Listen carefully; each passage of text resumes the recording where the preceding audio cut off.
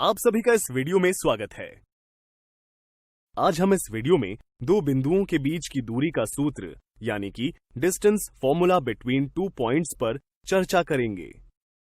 यदि आपको कहा जाए कि आपका घर मंदिर से 15 किलोमीटर पूर्व व 20 किलोमीटर उत्तर की ओर स्थित है, तो क्या आप मंदिर से घर के बीच की दूरी ज्ञात कर सकते हैं? सबसे पहले हम इसको आलेखीय रूप में प्रदर्शित करते हैं, जो हमें कुछ इस तरह से दिखाई देता है, जहां बिंदु O को मंदिर तथा B को घर से प्रदर्शित किया है। माना बिंदु O मूल बिंदु 0, 0 पर स्थित है। यदि बिंदु O को बिंदु B से मिला दें, तो यहां एक समकोण त्रिभुज यानी कि राइट एंगल्ड ट्रायंगल प्राप्त होता है। यहां रेखा OB मंदिर और घर के बीच की दूरी बताते हैं। क्या इस समकोण त्रिभुज को देख आप कुछ बता सकते हैं? शाबाश! पहले अध्याय में हमने जाना था कि एक समकोण त्रिभुज में कर्ण का वर्ग शेष दो भुजाओं के वर्गों के योग के बराबर होता है, जो कि पाइथागोरस प्रमेय है। यहां इस आलेख में पाइथागोरस प्रमेय का उपयोग करने पर मूल बिंदु O से B के बीच की दूरी 25 प्राप्त करते हैं। अतः मंदिर व घर के बीच की दूरी 25 किलोमीटर होगी। अब यदि आपका विद्यालय घर से 20 किलोमीटर पूर्व व 30 किलोमीटर उत्तर की ओर स्थित है, तो क्या आप घर व विद्यालय के बीच की दूरी ज्ञात कर सकते हैं? आइए साथ मिलकर इसे हल करते हैं। जैसा कि हमने देखा कि आलेख से बिंदु B के निर्देशांक यानी कि कोऑर्डिनेट्स x अक्ष से 15 तथा y अक्ष से 20 प्राप्त होते हैं, तब माना बिंदु B के निर्देशांक 15 को x1 से तथा 20 को y1 से प्रदर्शित करते हैं। उसी प्रकार विद्यालय यानी कि बिंदु D के निर्देशांक x अक्ष से 35 तथा y अक्ष से 50 प्राप्त होंगे। तब बिंदु D के निर्देशांक 35 को x2 से तथा 50 को y2 से प्रदर्शित करते हैं। चूंकि अब हमें इन दोनों यानी कि बिंदु B और D के बीच की दूरी ज्ञात करनी है, इसके लिए बिंदु B और D से x अक्ष पर क्रमशः लंब यानी कि परपेंडिकुलर BP और DQ डालते हैं और साथ ही बिंदु B से DQ पर एक अन्य लंब डालते हैं, जो कि DQ को बिंदु R पर प्रतिच्छेद करती है। क्या आप बिंदु P और Q के निर्देशांक बता सकते हैं? शाबाश! बिंदु P और Q के निर्देशांक क्रमशः 15 व 0 और 35 व 0 हैं। यहां OP बराबर x1, OQ बराबर x2 हैं। अतः PQ बराबर x2 घटा x1, जो कि BR के बराबर हैं। तथा साथ ही आलेख में ध्यान से देखें तो QD बराबर y2 और QR बराबर y1, जो कि PB के बराबर हैं। अतः RD बराबर y2 घटा y1 होगा। इसलिए त्रिभुज BRD में पाइथागोरस प्रमेय का उपयोग करने से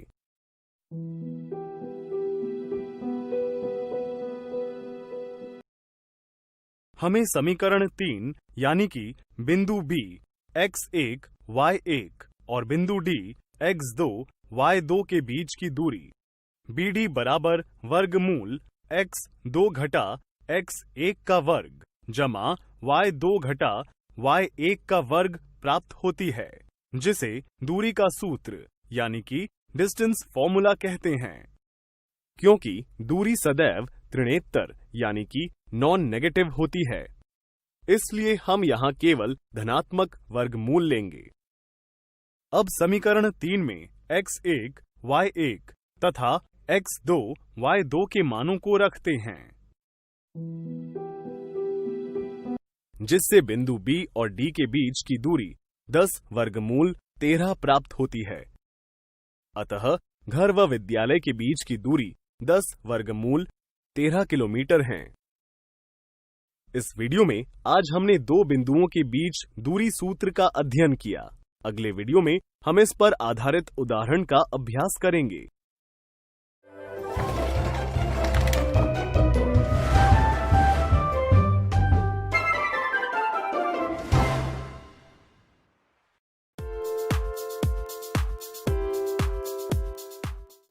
आप सभी का इस वीडियो में स्वागत है। हमने अपनी पिछली वीडियो में दो बिंदुओं के बीच दूरी जानने का सूत्र सीखा। आज हम इस पर आधारित कुछ दिलचस्प उदाहरण देखेंगे। जांच कीजिए कि बिंदु A 8, 3, बिंदु B 0, 9 तथा बिंदु C 14, 11 समद्विबाहु समकोण त्रिभुज के शीर्ष यानी कि vertices of N isosceles right angle triangle हैं। क्या आप बता सकते हैं कि इसके लिए हमें क्या करना होगा? शाबाश! इसके लिए दूरी सूत्र का प्रयोग करते हैं। आई AB, BC तथा CA के बीच की दूरी ज्ञात करें।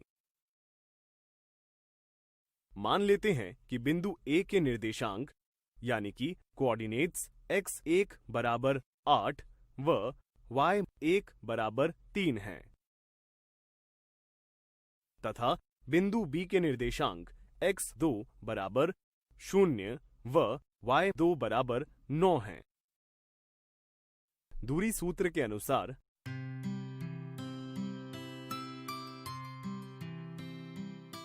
हमें AB का मान 10 प्राप्त होता है।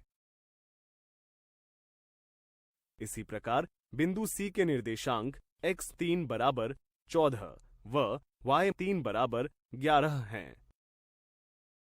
दूरी सूत्र के अनुसार हमें BC का मान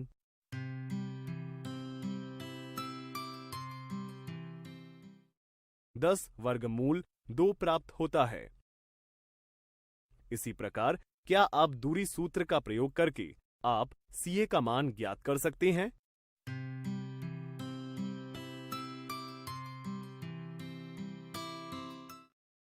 जी हां, बिल्कुल सही। CA का मान 10 है। ध्यान से देखें तो हमें AB व CA के मान बराबर बराबर प्राप्त होते हैं, जो कि समद्विबाहु त्रिभुज की शर्त को पूरा करते हैं। परंतु हमें तो एक समद्विबाहु समकोण त्रिभुज की जांच करनी है। क्या आप बता सकते हैं कि समद्विबाहु समकोण त्रिभुज के लिए हमें आगे क्या करना होगा? शाबाश! इसके लिए हम पाइथागोरस प्रमेय का प्रयोग करेंगे। सबसे पहले क्या आप ये बता सकते हैं कि इन तीनों भुजाओं AB, BC, CA में से कर्ण कौन सा होगा? जैसा कि हमें इन तीनों के मानों से पता चलता है कि इस त्रिभुज का कर्ण BC होगा, क्योंकि BC की लंबाई सबसे ज्यादा है। तो चलिए अब पाइथागोरस प्रमेय में इन तीनों के मान रखकर समकोण त्रिभुज को सत्यापित करें। यदि AB व CA के वर्गों का योग करें तो हमें 200 प्राप्त होता है, जो कि BC के वर्ग के योग के बराबर हैं। अतः हम कह सकते हैं कि यह एक समद्विबाहु समकोण त्रिभुज है। आइए एक और उदाहरण देखते हैं। X अक्ष पर स्थित वह निर्देशांक ज्ञात कीजिए जो बिंदु 6 ऋणात्मक 3 से 5 इकाई दूरी पर स्थित है। हल करने के लिए वीडियो को रोकें तथा बाद में उसका वीडियो से मिलान करें। क्या आप बता सकते हैं सबसे पहले हमें क्या करना होगा? सही जवाब। इसके लिए हम दूरी सूत्र की सहायता लेंगे। सबसे पहले मान लेते हैं कि x अक्ष पर स्थित निर्देशांक x 0 है। यहां हमें एक अन्य निर्देशांक बिंदु 6 व ऋणात्मक 3 दिया गया है, जिसके पहले बिंदु 6 को x1 व ऋणात्मक 3 को y1 से प्रदर्शित करते हैं। इसी प्रकार x अक्ष के बिंदु x2 व 0 को y2 से प्रदर्शित करते हैं। ध्यान रहे कि यहां दूरी का मान पहले से ही दिया गया है। दूरी सूत्र में सभी मानों को रखने पर एक समीकरण मिलती है। इस समीकरण के दोनों पक्षों का वर्ग करने से हमें एक द्विघाती समीकरण यानी कि क्वाड्रेटिक इक्वेशन प्राप्त होती है। आपको याद होगा कि द्विघात समीकरण ज्ञात करने की कई विधियों का अध्ययन हम पहले ही कर चुके हैं। यहां हम द्विघात समीकरण को मध्य पद विभाजन विधि द्वारा हल करते हैं।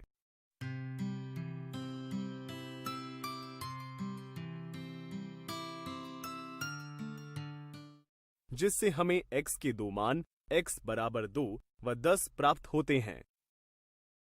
अतः हम कह सकते हैं कि x अक्ष पर दो निर्देशांक 2, 0 और 10, 0 स्थित है।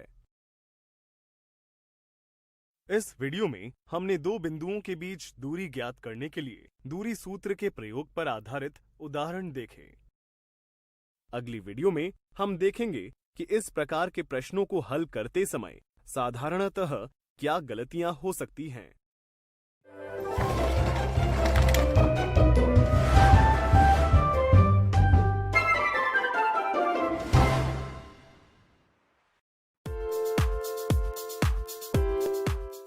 आप सभी का इस वीडियो में स्वागत है।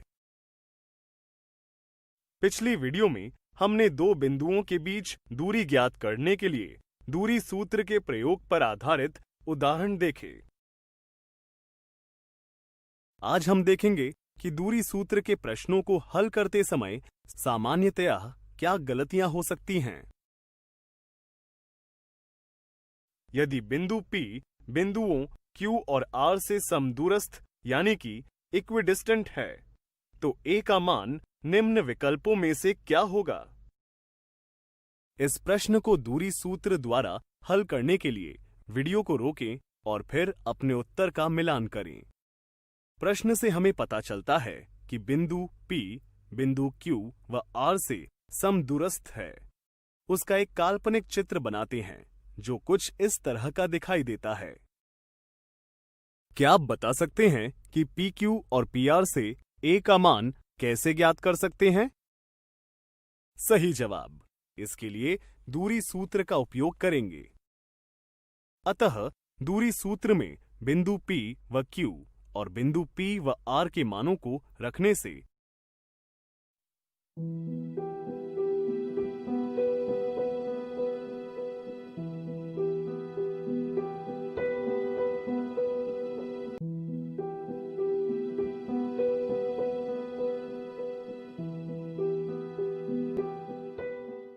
A का मान 7 प्राप्त होता है, अर्थात विकल्प 2 सही उत्तर हैं। यदि आपने विकल्प 1 का चयन किया है तो यह अच्छी कोशिश है, परंतु यह गलत उत्तर है। क्योंकि जब आपने दूरी के सूत्र का प्रयोग किया तब वर्गमूल x2 घटा x1 के वर्ग जमा y2 घटा y1 के वर्ग के स्थान पर वर्गमूल x2 घटा x1 जमा y2 घटा y1 रख देते हैं।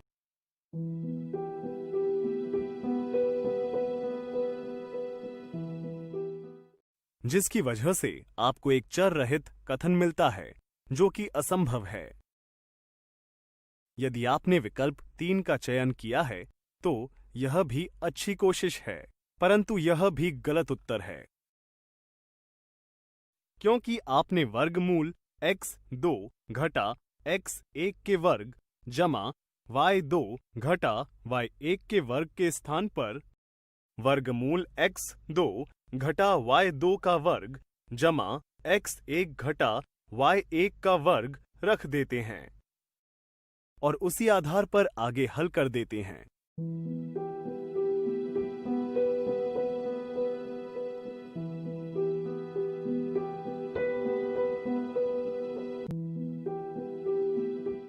जिस कारण आपको गलत उत्तर प्राप्त होता है। तो उम्मीद है कि आपको समझ आ गया होगा कि इस उदाहरण में दूसरा विकल्प क्यों सही है और बाकी क्यों गलत है।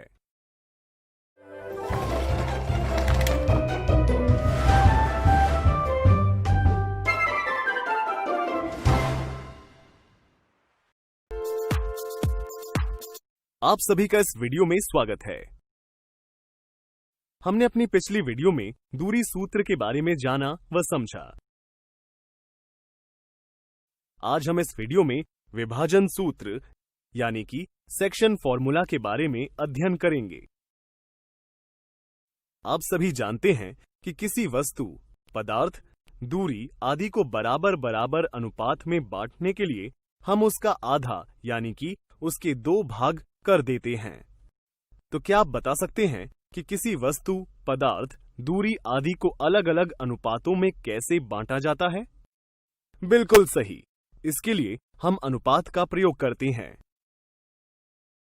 ए व बी गांव के बीच 100 किलोमीटर की सड़क को एक पुल यानी बिंदु सी 3:7 में विभाजित करता है। तो क्या आप बता सकते हैं कि पुल से अधिक दूरी पर कौन सा गांव होगा? शाबाश। इसके लिए हम दोनों अनुपातों को जोड़ते हैं और देखते हैं कि सड़क का एक हिस्सा AC 30 किलोमीटर व दूसरा हिस्सा 70 किलोमीटर है। अतः हम कह सकते हैं कि गांव B पुल से अधिक दूरी पर है। सरकार गांव A और गांव B के बीच एक पुल का निर्माण ऐसे स्थान पर करना चाहती है कि पुल से गांव A व पुल से गांव B की दूरी का अनुपात M/N है। तो क्या आप बता सकते हैं कि जहां पुल का निर्माण होना है उसके निर्देशांक बिंदु के मान क्या होंगे? आइए इसे साथ मिलकर हल करते हैं। सबसे पहले दी गई स्थिति को निर्देशांक में व्यक्त करते हैं। मान लेते हैं कि O मूल बिंदु तथा OX व OY क्रमशः X अक्ष व Y अक्ष है, जहां A के निर्देशांक बिंदु X1, Y1 और B के निर्देशांक बिंदु X2, Y2 है। तो क्या अब आप पुल के निर्देशांक बिंदु बता सकते हैं?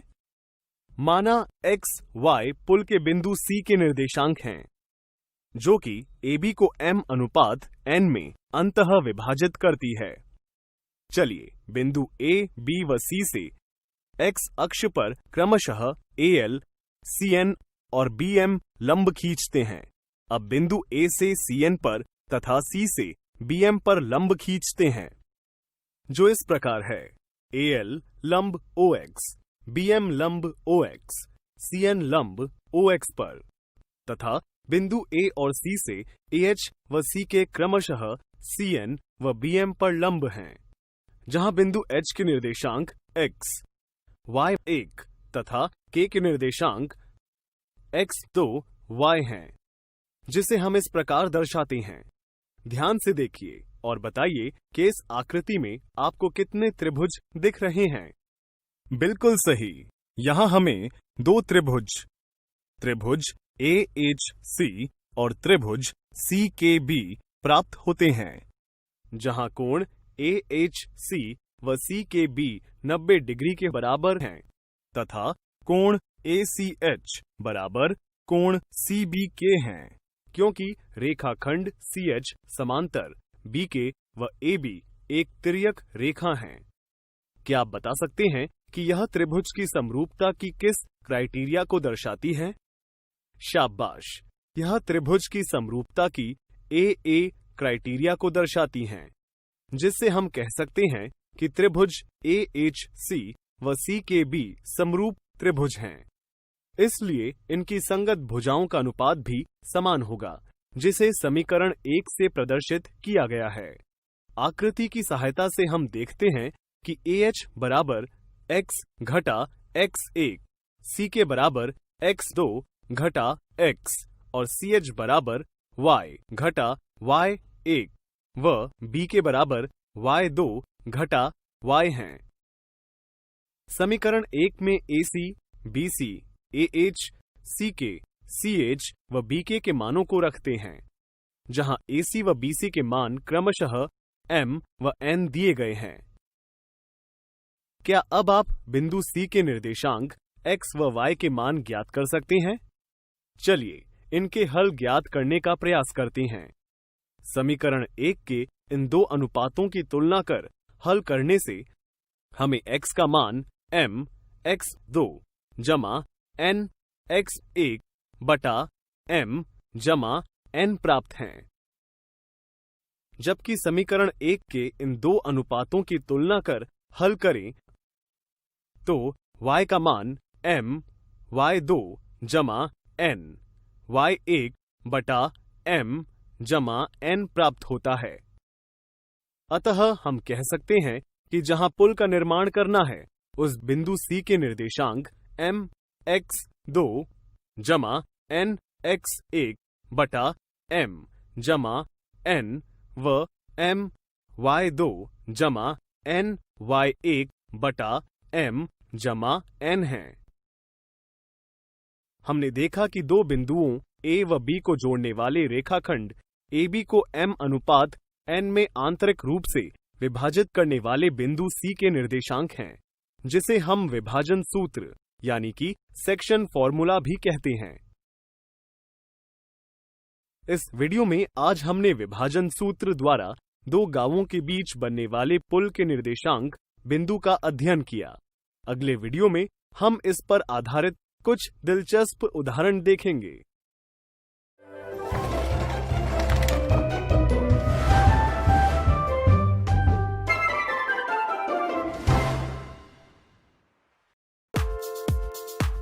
आप सभी का इस वीडियो में स्वागत है।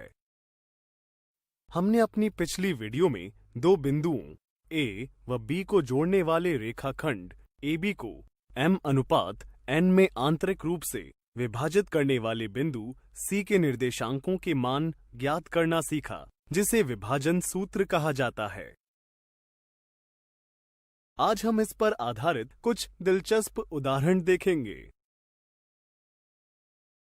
हरि बिंदु 2, 1 व कृष्ण बिंदु 7, 6 पर खड़े हैं, जहां वह अपने मित्र राधे का इंतजार कर रहे हैं, परंतु राधे बिंदु 5, 4 पर खड़ा हुआ है।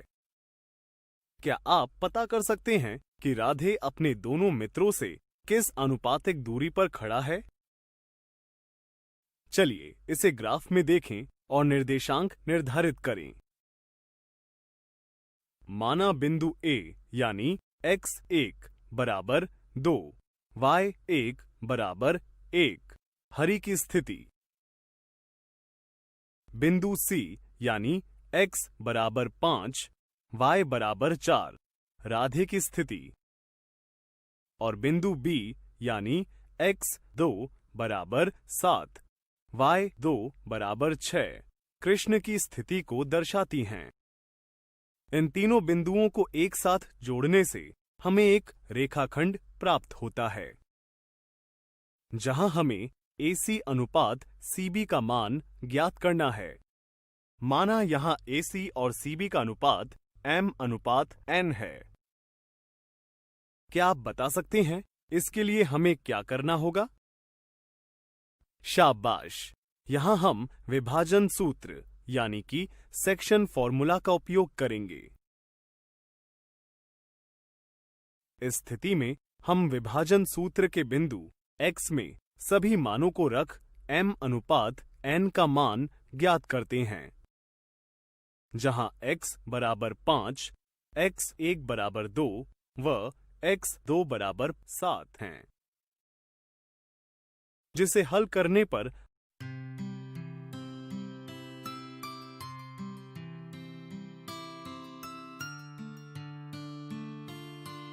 हमें m बटा n बराबर 3/2 प्राप्त होता है, यानी m अनुपात n बराबर 3:2 है। अतः हम कह सकते हैं कि राधे दोनों मित्रों से 3:2 की दूरी पर खड़ा हुआ है। वीडियो को रोकें और विभाजन सूत्र के y मान को लेकर हल करने का प्रयास करें।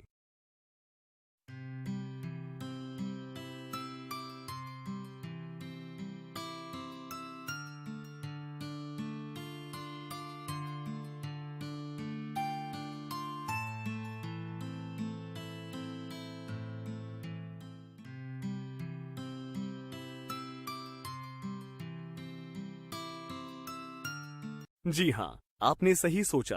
विभाजन सूत्र के बिंदु y से हमें m अनुपात n का मान 3:2 ही मिलता है। अतः हम कह सकते हैं विभाजन सूत्र के किसी भी बिंदु से m अनुपात n का मान ज्ञात कर सकते हैं। आइए एक और उदाहरण देखते हैं। यदि बिंदु A ऋणात्मक 1, 8, बिंदु B ऋणात्मक 3, ऋणात्मक 2 और बिंदु C 5, ऋणात्मक 2 क्रमशः त्रिभुज ABC के शीर्ष हैं, तो क्या आप बिंदु A से जाने वाली माध्यिका की लंबाई और केंद्रक के निर्देशांक ज्ञात कर सकते हैं? आइए इसे हल करते हैं। सबसे पहले हम त्रिभुज ABC की रचना करते हैं। मान लेते हैं त्रिभुज ABC में AD शीर्ष A से जाने वाली माध्यिका है, जहां बिंदु D BC का मध्य बिंदु है। क्या आप बिंदु D के निर्देशांक ज्ञात कर सकते हैं? बिल्कुल सही। बिंदु D बिंदु B व C का मध्य बिंदु है। इसलिए बिंदु B व C के मानों से बिंदु D के निर्देशांक 1 ऋणात्मक 2 प्राप्त होते हैं। चूंकि हमें माध्यिका AD की लंबाई ज्ञात करनी है, तो क्या अब आप AD का मान ज्ञात कर सकते हैं? शाबाश! यहां हम दो बिंदुओं के बीच दूरी का सूत्र प्रयोग करेंगे। जहां बिंदु A के निर्देशांक x1 बराबर ऋणात्मक 1, y1 बराबर 8 और बिंदु D के निर्देशांक x2 बराबर 1, y2 बराबर ऋणात्मक 2 हैं। x1, y1, x2, y2 के मानों को दूरी सूत्र में रखते हैं, जिसे हल करने पर AD का मान वर्गमूल 104 इकाई प्राप्त होता है। माना बिंदु G त्रिभुज ABC का केंद्रक है। क्योंकि त्रिभुज ABC के तीनों शीर्षों से जाने वाली माध्यिकाएं बिंदु G पर प्रतिच्छेद करती हैं, जो माध्यिका AD को 2:1 में बांटती हैं। अतः बिंदु G माध्यिका AD पर स्थित है। चूंकि अब हमें केंद्रक G के निर्देशांक ज्ञात करने हैं, तो याद कीजिए और बताइए कि हमने पिछली वीडियो में इस प्रकार की स्थिति का हल कैसे किया था। बिल्कुल सही। इसके लिए विभाजन सूत्र का प्रयोग करेंगे। जहां बिंदु A के निर्देशांक x1 बराबर ऋणात्मक 1, y1 बराबर 8 और बिंदु D के निर्देशांक x2 बराबर 1, y2 बराबर ऋणात्मक 2 हैं। m, n, x1, y1, x2 और y2 के मानों को विभाजन सूत्र में रखें।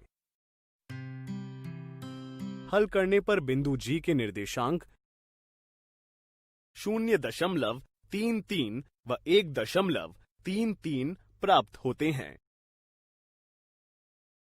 इस वीडियो में हमने विभाजन सूत्र पर आधारित उदाहरण देखे। अगली वीडियो में हम देखेंगे कि इस प्रकार के प्रश्नों को हल करते समय साधारणतः क्या गलतियां हो सकती हैं।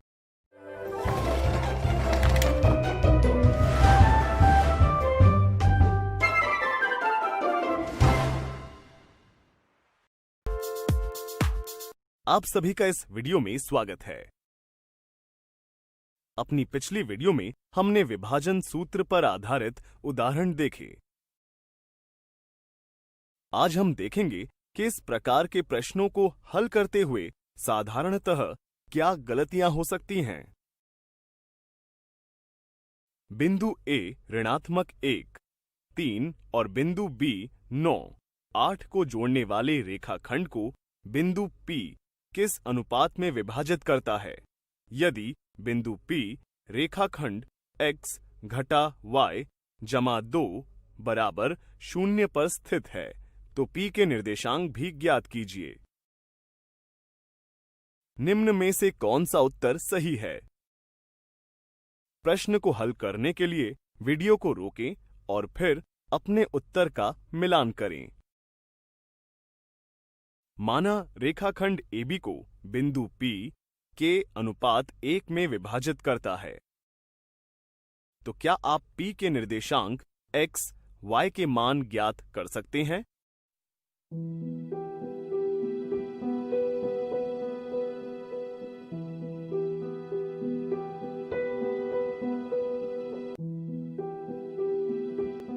बिल्कुल सही। विभाजन सूत्र से P के निर्देशांक 9k ऋणात्मक 1 बटा k जमा 1 और 8k जमा 3 बटा k जमा 1 होंगे। चूंकि बिंदु P रेखाखंड x घटा y जमा 2 बराबर 0 पर स्थित है, इसलिए इस समीकरण में x व y के मान रख हल करने पर हमें k का मान 2/3 प्राप्त है, जिससे हम कह सकते हैं कि AB रेखाखंड को बिंदु P 2:3 में विभाजित करता है। चूंकि अब हमें P के रेशियो ज्ञात हैं, इसलिए विभाजन सूत्र से प्राप्त P के निर्देशांक मानों में k का मान रखते हैं, जिससे P के निर्देशांक 3, 5 मिलते हैं। अतः विकल्प 3 सही उत्तर है। यदि आपने पहले विकल्प को चुना है तो यह अच्छी कोशिश है, परंतु यह गलत उत्तर है, क्योंकि आपने विभाजन सूत्र में m x2 जमा n x1 बटा m जमा n व m y2 जमा n y1 बटा m जमा n के स्थान पर m x2 घटा n y2 बटा m घटा n व m x1 घटा n y1 बटा m घटा n रख देते हैं, जिसे हल करने पर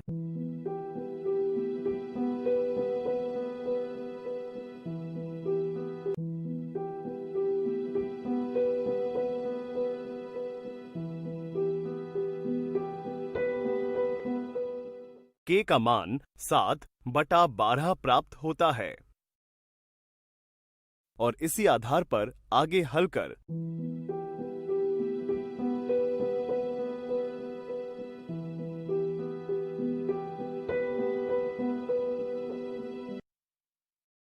बिंदु P के गलत निर्देशांक ज्ञात कर लेते हैं। यदि आपने दूसरे विकल्प को चुना है तो यह अच्छी कोशिश है, परंतु यह गलत उत्तर है, क्योंकि आपने विभाजन सूत्र में m जमा n के स्थान पर m घटा n रख हल कर देते हैं।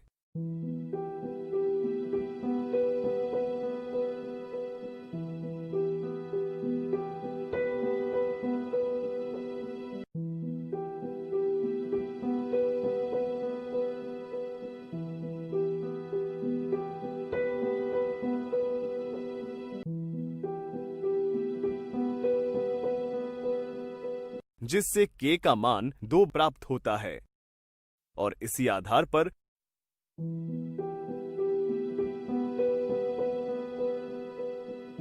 बिंदु P के निर्देशांक भी ज्ञात कर लेते हैं और आपका उत्तर गलत हो जाता है। तो उम्मीद है कि आपको समझ आ गया होगा कि इस उदाहरण में तीसरा विकल्प क्यों सही है और बाकी विकल्प क्यों गलत है। अध्यापक भी कक्षा में विद्यार्थियों की सूझबूझ का परीक्षण ऐसे ही कुछ उदाहरणों की मदद से कर सकते हैं।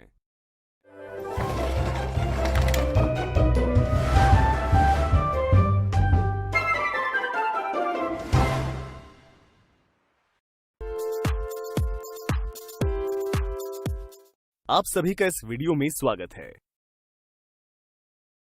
हमने अपनी पिछली वीडियो में विभाजन सूत्र के बारे में अध्ययन किया था। आज हम इस वीडियो में निर्देशांक ज्यामिति की मदद से त्रिभुज का क्षेत्रफल यानी कि एरिया ऑफ अ ट्रायंगल के बारे में अध्ययन करेंगे। जैसा कि आप जानते हैं कि त्रिभुज का क्षेत्रफल उसके आधार व ऊंचाई के माप से ज्ञात होता है। हमने पिछली कक्षा में सीखा था कि अगर ऊंचाई और आधार का मान ज्ञात ना हो तो कैसे हम हीरोन के सूत्र का प्रयोग करके भी त्रिभुज का क्षेत्रफल ज्ञात कर सकते हैं। लेकिन क्या आप बता सकते हैं कि इस विधि का इस्तेमाल कब हो सकता है? बिल्कुल सही, जब हमें त्रिभुज की भुजाओं के मान ज्ञात हों। परंतु क्या आप बता सकते हैं कि जब त्रिभुज के तीनों शीर्ष बिंदु के निर्देशांक यानी कोऑर्डिनेट्स दिए गए हों तो त्रिभुज का क्षेत्रफल कैसे ज्ञात होगा? आइए इस पर चर्चा करते हैं। मान लेते हैं कि समतल x अक्ष व y अक्ष तल में DEF एक त्रिभुज है जिसके शीर्ष D के निर्देशांक x1, y1, E के निर्देशांक x2, y2 व F के निर्देशांक x3, y3 हैं। यदि बिंदु D, E और F से x अक्ष पर लंब क्रमशः DQ, EP और FR खींचते हैं तो वह कुछ इस तरह का दिखाई देता है। इस आकृति को अगर हम ध्यान से देखें तो पाएंगे कि लंब EP समांतर हैं DQ के और DQ समांतर हैं FR के, यानी तीनों लंब एक दूसरे के समांतर हैं और कोण EPR, DQR और FRX 90 डिग्री के बराबर हैं। यदि हम बात करें DEPQ की तो यह एक समलंब है, क्योंकि हम जानते हैं कि किसी चतुर्भुज की सम्मुख भुजाओं का एक युग्म यानी कि पैर समांतर होता है तो वह समलंब चतुर्भुज कहलाता है। इसी प्रकार DQRF और EPRF भी समलंब चतुर्भुज होंगे। क्या आप बता सकते हैं कि समलंब चतुर्भुज के क्षेत्रफल का सूत्र क्या होता है? शाबाश! समलंब के क्षेत्रफल का सूत्र 1/2 गुणा समांतर भुजाओं का योग गुणा उनके बीच की दूरी के बराबर होता है। यदि समलंब DEPQ व DQRF के क्षेत्रफलों को जोड़ देते हैं तो हमें संपूर्ण आकृति का क्षेत्रफल प्राप्त हो जाता है। परंतु हमें तो सिर्फ त्रिभुज DEF का क्षेत्रफल निकालना है। इसलिए समलंब EPRF के क्षेत्रफल को संपूर्ण क्षेत्रफल में से घटा देते हैं, जिससे हमें त्रिभुज का क्षेत्रफल ज्ञात हो जाएगा। क्या आप आकृति की सहायता से भुजा EP, DQ, PQ, FR, QR और PR का मान बता सकते हैं? बिल्कुल सही। अब इन सभी मानों को समीकरण में रखते हैं।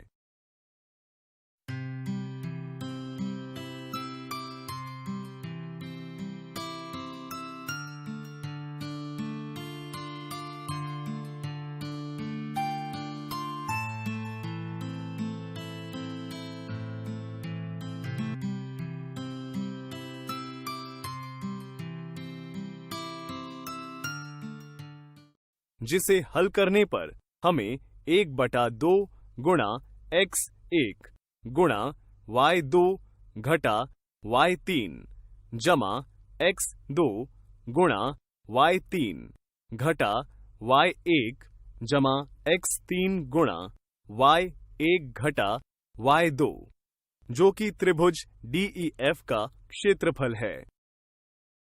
आप सोच रहे होंगे कि त्रिभुज का क्षेत्रफल हीरोन के सूत्र से भी प्राप्त किया जा सकता है, जिसमें सभी भुजाओं की माप दूरी सूत्र द्वारा प्राप्त की जाएंगी, परंतु यह एक जटिल विधि है। अतः आसानी से हल करने के लिए हमने इस सूत्र को समझा, जिसमें समलंब चतुर्भुज आकृति का इस्तेमाल किया।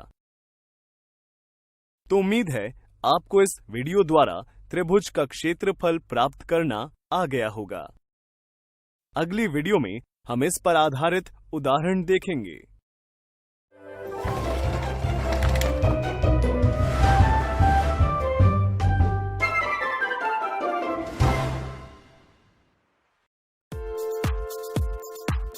आप सभी का इस वीडियो में स्वागत है।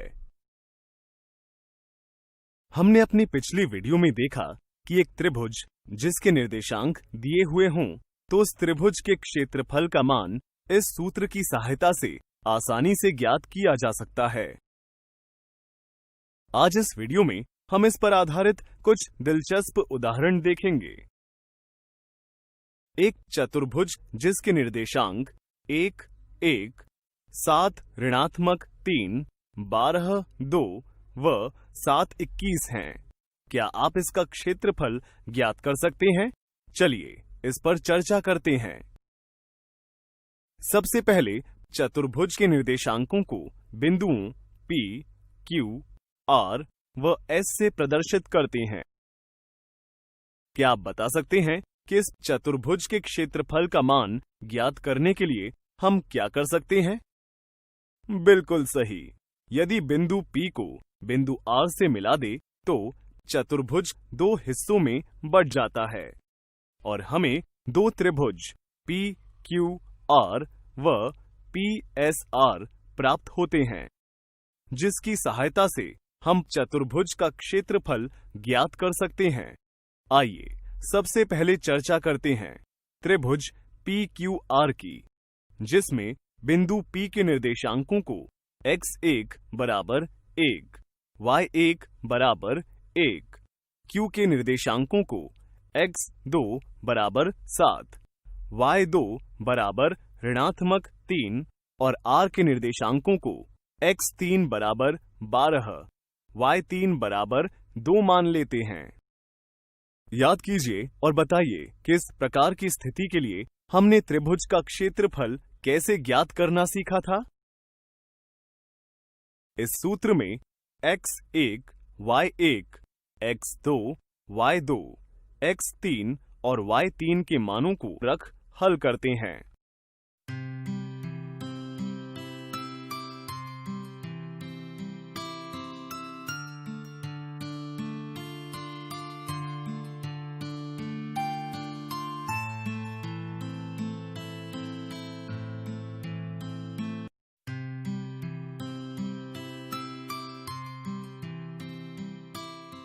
जिससे हमें त्रिभुज PQR का क्षेत्रफल 25 वर्ग इकाई प्राप्त होता है।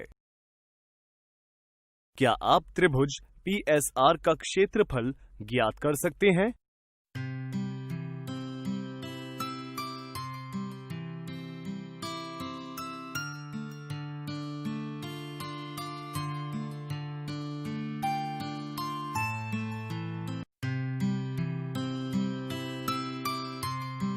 बिल्कुल सही। इसी प्रकार त्रिभुज PSR की बात करें तो हमें इसका क्षेत्रफल 107 वर्ग इकाई प्राप्त होता है। चूंकि चतुर्भुज का क्षेत्रफल इन दोनों त्रिभुजों के क्षेत्रफल के योग के बराबर होगा, इसलिए चतुर्भुज का क्षेत्रफल 132 वर्ग इकाई प्राप्त होता है। आइए एक और उदाहरण देखें। यदि त्रिभुज ABC के निर्देशांक क्रमशः 1, ऋणात्मक 2, 2, 3 और ऋणात्मक 4, ऋणात्मक 3 हैं, तो त्रिभुज का क्षेत्रफल और बिंदु C से शीर्ष लंब की ऊंचाई क्या होगी? आइए इस पर चर्चा करते हैं। सबसे पहले त्रिभुज ABC की रचना करते हैं, जो इस तरह का दिखाई देता है, जहां त्रिभुज के बिंदु A के निर्देशांक x1 बराबर 1, y1 बराबर ऋणात्मक 2, B के निर्देशांकों को x2 बराबर 2, y2 बराबर 3 और C के निर्देशांकों को x3 बराबर ऋणात्मक 4, y3 बराबर ऋणात्मक 3 मान लेते हैं। क्या आप इन मानों की सहायता से त्रिभुज का क्षेत्रफल ज्ञात कर सकते हैं? बिल्कुल सही। इन सभी मानों को त्रिभुज के क्षेत्रफल के सूत्र में रख हल करने पर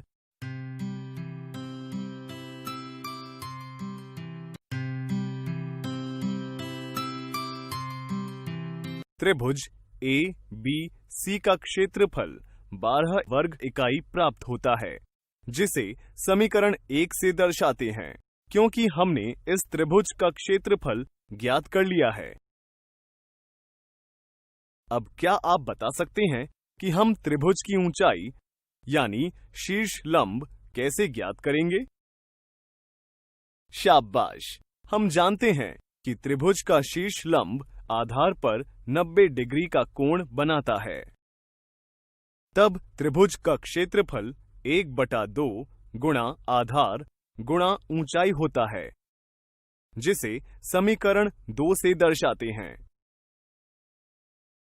दूरी सूत्र की सहायता से AB का मान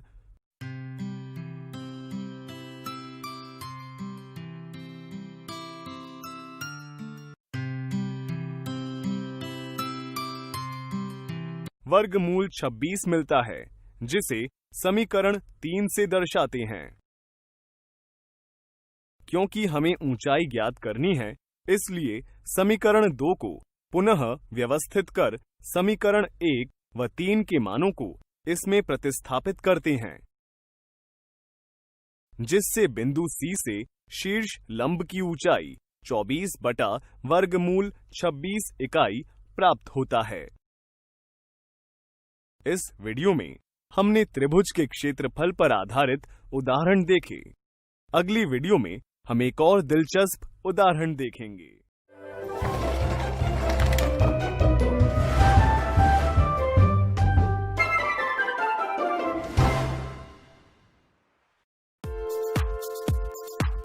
आप सभी का इस वीडियो में स्वागत है।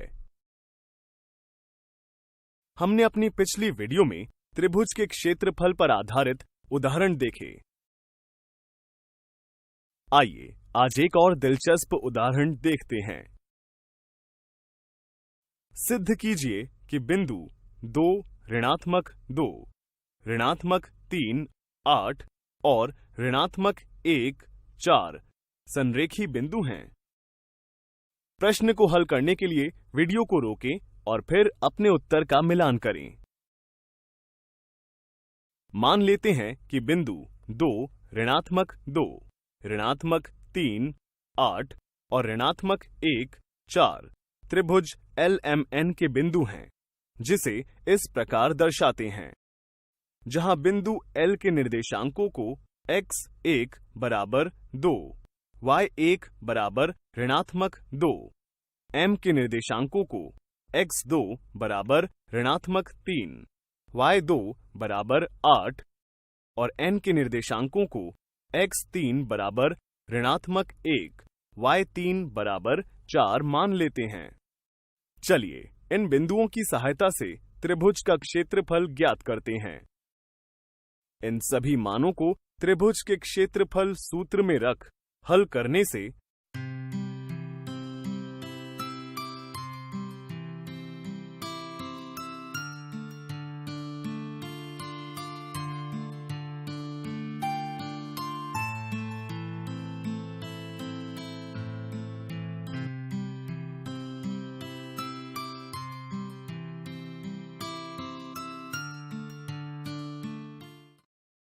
त्रिभुज LMN का क्षेत्रफल 0 प्राप्त होता है। क्या आप बता सकते हैं कि किसी त्रिभुज का क्षेत्रफल 0 हो सकता है या नहीं? जी नहीं, किसी भी बंद आकृति का क्षेत्रफल जरूर होता है।